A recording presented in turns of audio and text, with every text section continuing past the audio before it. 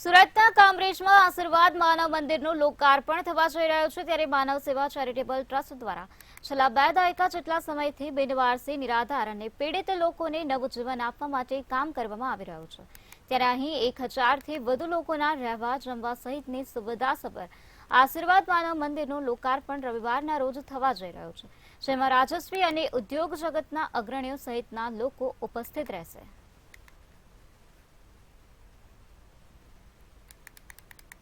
મેં બોલાવ્યા અને કીધું કે ભાઈ સમાજમાં દરેક પ્રકારની સેવા ચાલે છે તો આપણે આવા એક નિરાધાર નિસહાય લોકોનું સેવા ચાલુ કરીએ। તો શરૂઆતમાં રોડ પર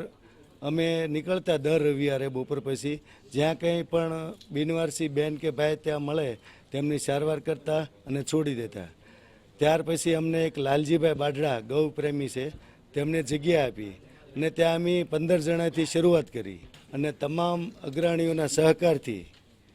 આજે 1000 વ્યક્તિ રહી શકે એવું આશીર્વાદ માનવ મંદિર સમાજના તમામ લોકોના સહકારથી 11/2/2024ના રોજ સમાજમાં અમે લોકાર્પણ કરવા જઈ રહ્યા છીએ। અંબાજી ખાતે યોજાનાર શક્તિપીઠ પરિક્રમા મહોત્સવને લઈને તંત્રએ તડામાર તૈયારીઓ શરૂ કરી દીધી છે। તારીખ 12 થી 16 ફેબ્રુઆરી દરમિયાન યોજાનારા મહોત્સવમાં યાત્રિકો ભાગ લઈ શકે તે માટે એસટી વિભાગ દ્વારા 750 જેટલી બસો દોડાવવામાં આવશે તેમજ તમામ યાત્રિકોને આ 5 દિવસ માટે નિઃશુલ્ક મુસાફરી કરાવવામાં આવશે।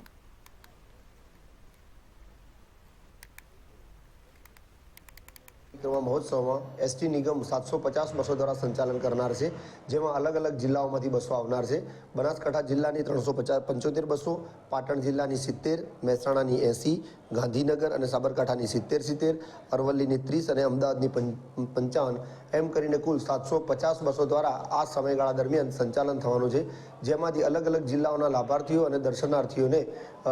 પોતાના ગામડેથી મા અંબાના ખોળા સુધી લાવવાનું કામ એસટી નિગમ દ્વારા કરાવનાર છે।